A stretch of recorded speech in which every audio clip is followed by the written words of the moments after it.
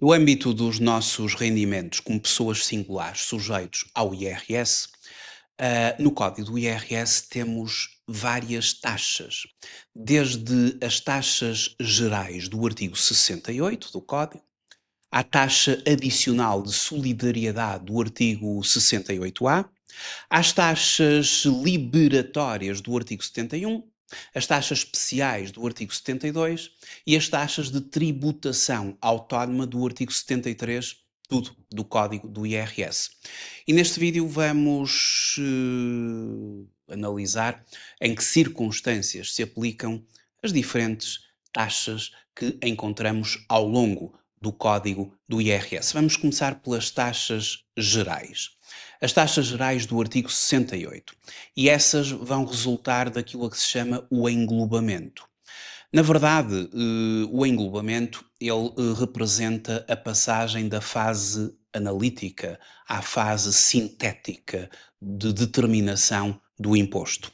No IRS, só para fazer aqui um breve enquadramento, a fase analítica corresponde à determinação do rendimento líquido de diversas categorias.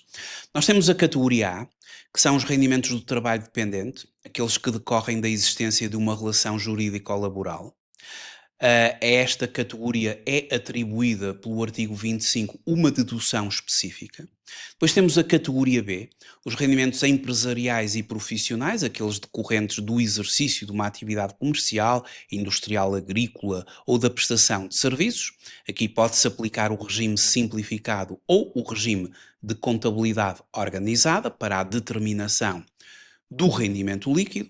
Depois temos a categoria E, rendimentos de capitais que decorrem de juros, dividendos, lucros, etc. Os dividendos podem ter aqui uma situação vantajosa pelo artigo 40A, já vamos ver. A categoria F, rendimentos prediais, que decorrem de rendas, os contratos de arrendamento, os senhorios, eles declaram rendimentos da categoria F. Categoria G, os incrementos patrimoniais que decorrem de mais-valias e outros acréscimos patrimoniais. E depois temos a categoria H, de pensões, pensões de reforma, velhice, invalidez, sobrevivência e pensões de alimentos. E aquilo que acontece na chamada fase analítica é que, a partir do rendimento bruto de cada categoria, por cada sujeito passivo, aplica-se uma dedução específica a essa mesma categoria. E, posteriormente, ah, ao obter o rendimento líquido de cada categoria, ou das diversas categorias auferidas num ano, a maioria dos rendimentos resulta num englobamento, formando o rendimento coletável, ou seja, o somatório dos rendimentos líquidos das diversas categorias formam ou resultam a partir do englobamento no rendimento coletável e vai ser ao rendimento coletável que se aplica as tais taxas gerais do artigo 68 do Código. Então, no artigo 68 do Código do IRS estão previstas as taxas gerais. Mas para facilitar um pouco a aplicação destas taxas, para facilitar os cálculos, a autoridade tributária disponibiliza anualmente ou desenvolve anualmente uma tabela prática com parcelas a abater correspondente ao artigo 68, permitindo assim aplicar diretamente a taxa do escalão ao rendimento coletável e subtrair uma parcela a abater. Se o meu rendimento coletável pós-englobamento for, imagine-se, de 20.000 euros, eu estou situado no escalão mais de 17.233 até 22.306. A autoridade tributária vai-me aplicar uma taxa de 25%, esta taxa que virá depois na nota de liquidação, e na própria nota de liquidação virá lá que tive direito a uma parcela a abater de 1.467,91. Isto é a tabela mais atualizada. Ora, tenho o imposto, é o rendimento, vezes a taxa, menos a parcela a abater, e tudo depende do meu rendimento coletável, a taxa, que pode variar entre os 13% até aos 48%. Depois temos a chamada taxa adicional de solidariedade, do artigo 68A do Código, que se aplica para aqueles sujeitos que apresentem rendimento coletável além dos 80.000 euros, mais de 80.000 até 250.000 no intervalo, portanto, aplica-se 2,5, e se o meu rendimento for superior a 250.000 euros, se o meu rendimento coletável for superior a 250.000 euros, entre 80.000 até 250.000 é sujeita a 2,5, e depois a parte que ultrapassa os 250.000 fica sujeita a 5%, obviamente para além da taxa de 45% ou 48% que se aplicou anteriormente como taxa geral. Isto é a taxa adicional de solidariedade a partir de 80.000 euros de rendimento coletável. Agora, isto são as taxas gerais que resultam do englobamento. Mas no nosso código do IRS encontramos também as chamadas taxas liberatórias, que estão contempladas no artigo 71 do código. Quando nós temos um rendimento sujeito a uma taxa liberatória, isto libera-nos de entregar a declaração, o anexo correspondente a esse rendimento. Isto acontece, por exemplo, a título exemplificativo no caso dos juros. Se eu tenho um depósito a prazo e se consegui desse depósito a prazo juros de 100 euros, por exemplo, o banco vai-me transferir apenas 72 euros, porque o banco vai reter 28%, que é a taxa liberatória que se aplica aos juros, que é um rendimento de capitais, e o banco, ele próprio, entrega à autoridade tributária esse valor de 28 euros. Ele é o substituto tributário e entrega essa quantia. E, portanto, as taxas liberatórias do artigo 78 são aplicadas via retenção na fonte com caráter definitivo e liberatório. A aplicação destas taxas libera o sujeito passivo das obrigações de declaração, englobamento, considerando-se a obrigação cumprida com a retenção efetuada pelo substituto tributário.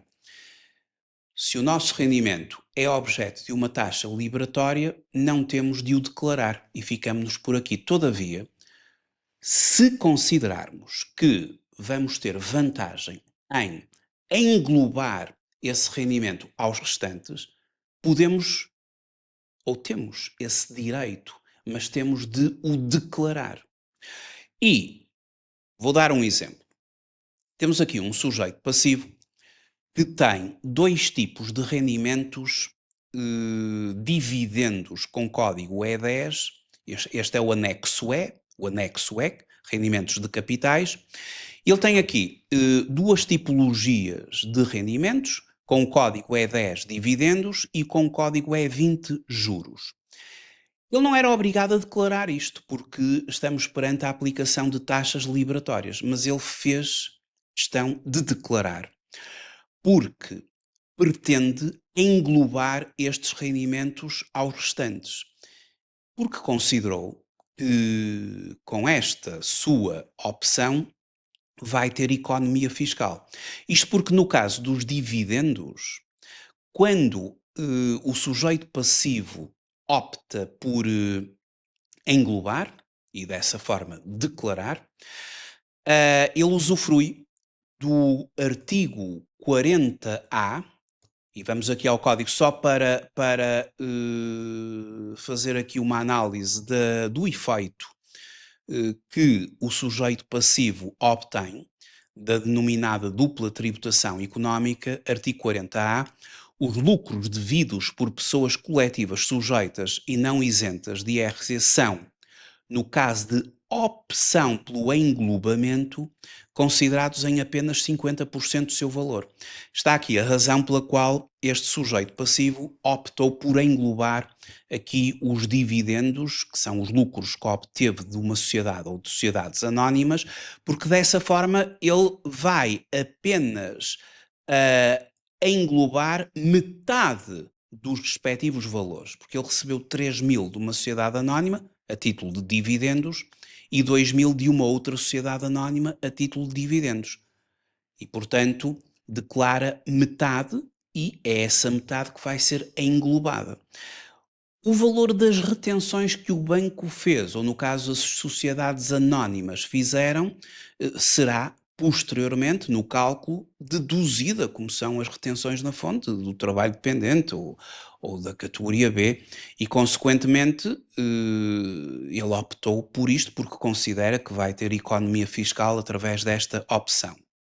A verdade é que, ao optar por englobar um rendimento de uma categoria, é obrigado a englobar todos os restantes dessa mesma categoria. Portanto, tem que seguir a mesma linha de decisão para os rendimentos. Optou por englobar os rendimentos de dividendos da categoria E, é obrigado a englobar também os juros dessa mesma categoria. Portanto, dentro da mesma categoria não podemos ter opções distintas. Podemos, obviamente, noutras categorias, optar por não englobar, mas nesta, englobando os rendimentos de dividendos da categoria E, é obrigado a englobar os juros. Na mesma categoria faz-se uma decisão igual, é assim obrigatório. Isto são as taxas liberatórias, ou seja, pode não declarar e ao não declarar as retenções na fonte são o pagamento em definitivo do imposto, ou então, se quiser, declara, e isso significa sinalizar o englobamento, ou seja, todos estes valores vão ser objeto de englobamento e, junto com as restantes categorias, vão ficar sujeitas às taxas gerais, e isto depende agora da economia fiscal que se considera vir a obter através desta decisão. Aqui a questão foi fundamentalmente pelo caso dos dividendos serem englobados apenas em metade. Agora, o que é uma taxa especial? Artigo 72. Taxas especiais. Quando um rendimento fica abrangido por uma taxa especial, é sempre obrigatório declará-lo. E vai ser na própria declaração que vamos optar pelo englobamento ou pelo não englobamento. Alguns exemplos que surgem no caso das taxas especiais. Logo no anexo A surge a questão das pensões de alimentos. Se um sujeito passivo declarar com o código 405 que recebeu uma pensão de alimentos, imediatamente a autoridade tributária pergunta-lhe se declarou pensões de alimentos, opta pelo seu englobamento, sim ou não. Se mencionar sim, o rendimento líquido das pensões vai ser objeto de englobamento, soma com os restantes e aplica-se a taxa geral que corresponder ao escalão de rendimento coletável. Se optar pelo não englobamento, então aplicar-se-á o artigo 72, que para o caso das pensões de alimentos, vamos ali ao artigo 72, porque é no artigo 72 que se verifica as taxas especiais. O artigo 72 contempla no seu número 9 que as pensões de alimentos, quando enquadráveis no artigo 83A, são tributadas à taxa autónoma de 20%. E pode vir a ser isto benéfico, não é? Ou seja, o rendimento líquido da categoria H ficar sujeita a 20%, em vez de submetido às taxas gerais e depois, em função do rendimento, a poder estar sujeito a uma taxa geral. Isto tem que ser pensado sempre na perspectiva de economia fiscal e seguir aquele caminho pelo qual vamos pagar menos imposto. Portanto, as taxas especiais que se aplicam às pensões, aos prediais, a determinados rendimentos da categoria G mais-valias, poderão ter alguma poupança fiscal e nós temos de escolher se queremos o englobamento ou não englobamento, mas é obrigatório declarar rendimentos a taxas especiais e a opção é feita no próprio anexo, não é?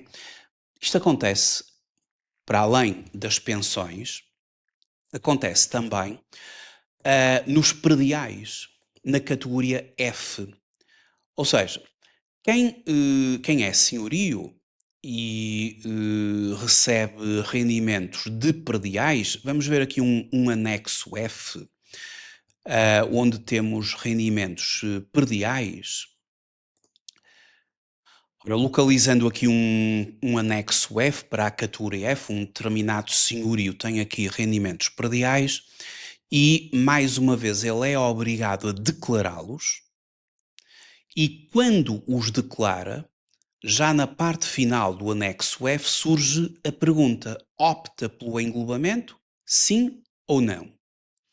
Se ele optar por sim, os rendimentos líquidos dos prediais vão ser somados aos restantes rendimentos líquidos, não é? Foi isso que ele sinalizou à autoridade tributária, e tudo em conjunto vai ficar sujeito a uma taxa geral do artigo 68, em função do escalão do rendimento coletável. Se optar por não englobar, os prediais vão ficar sujeitos, portanto, se ele sinalizar não quero englobar, os prediais vão ficar sujeitos a uma taxa especial do artigo 72. E aqui pode haver vantagens significativas na perspectiva da poupança ou da economia fiscal. Porque ao não englobar, ao sinalizar que quer a aplicação de uma taxa especial, se for um arrendamento comercial, ele vai ficar sujeito a uma taxa especial de 28%. Isto pode ser favorável se esta taxa é inferior às taxas do artigo 68, a que o rendimento coletável daquele sujeito ficará efetivamente submetido.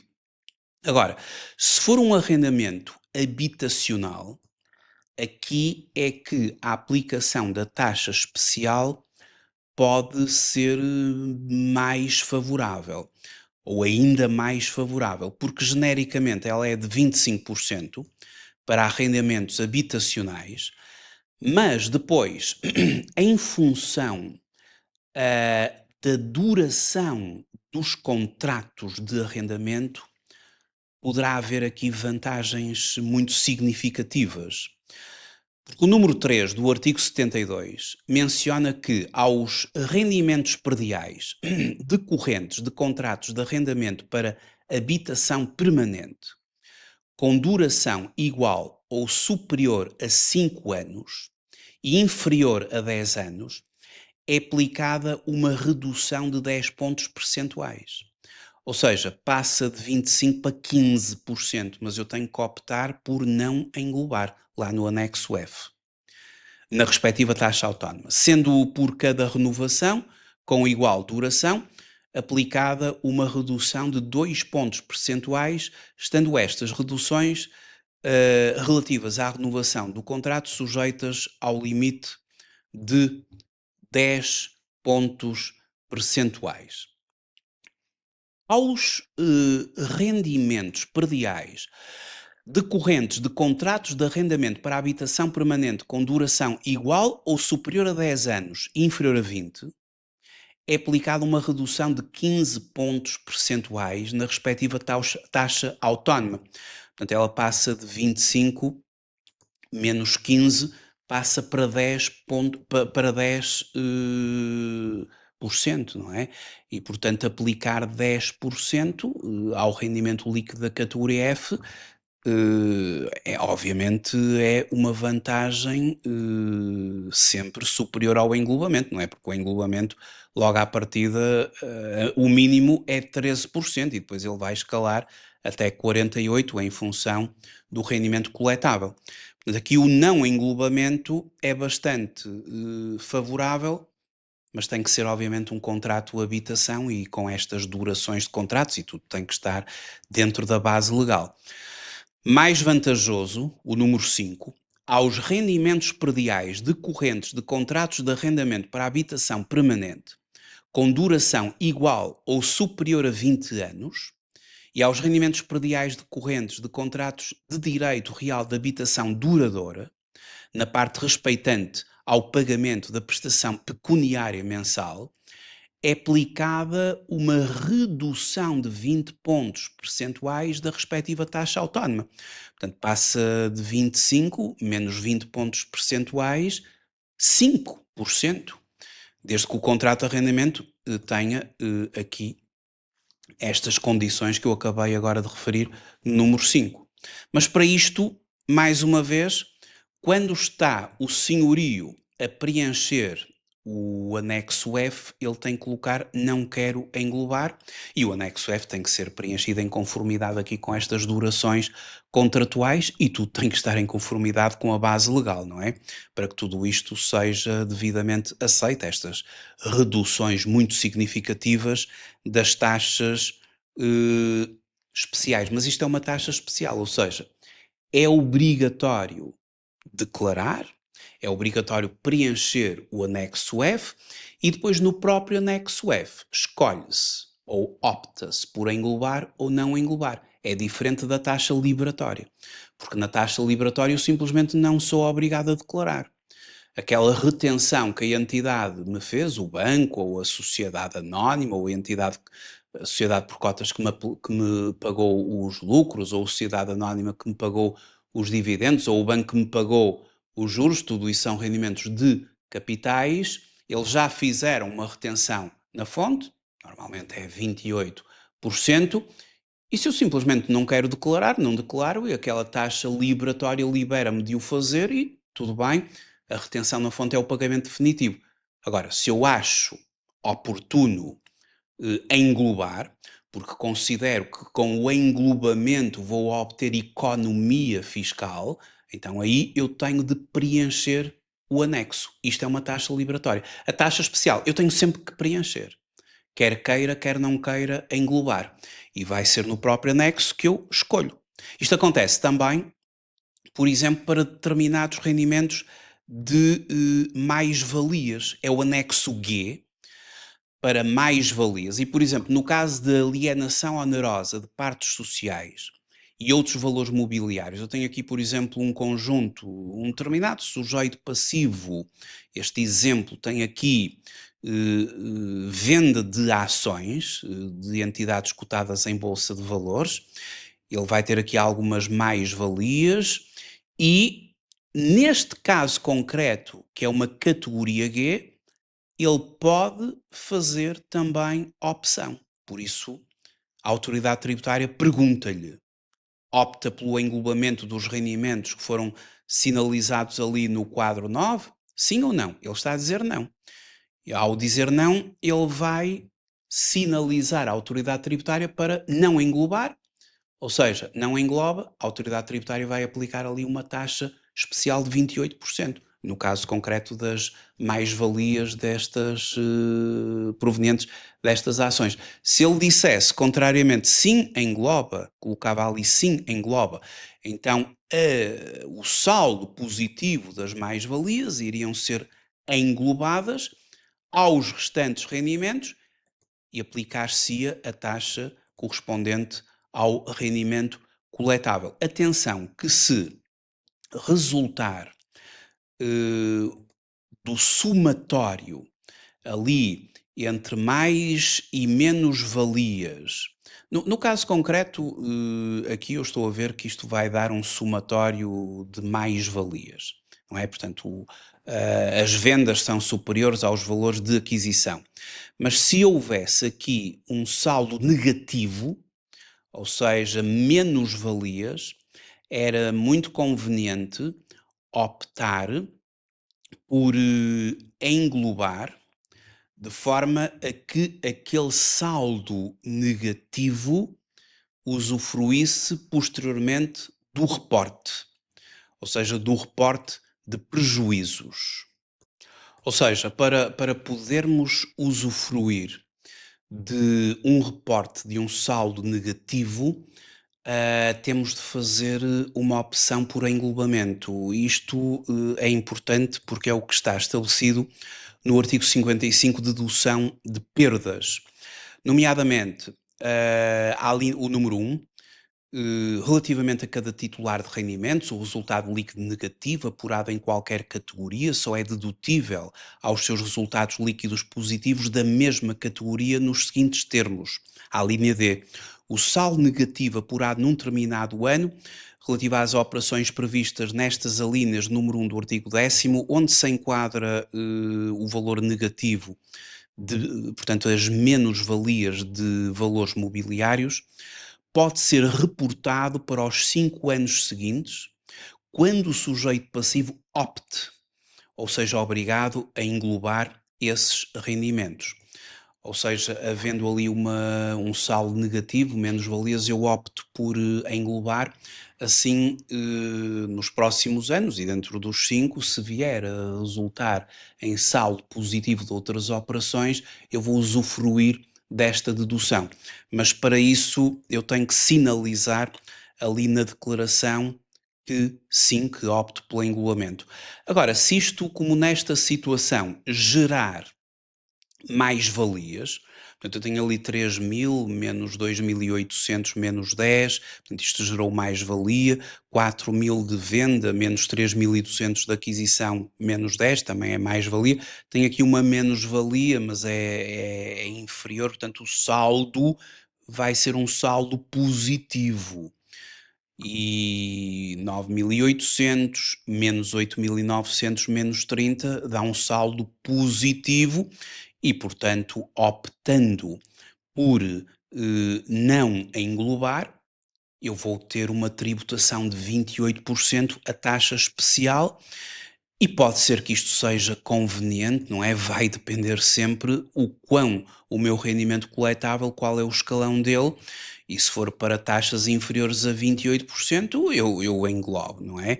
Agora, se eu estou ali num escalão de 32, 35, eu prefiro os 28 da taxa especial, mas tudo isto depende sempre, ah, e é muito importante nós fazermos uma simulação.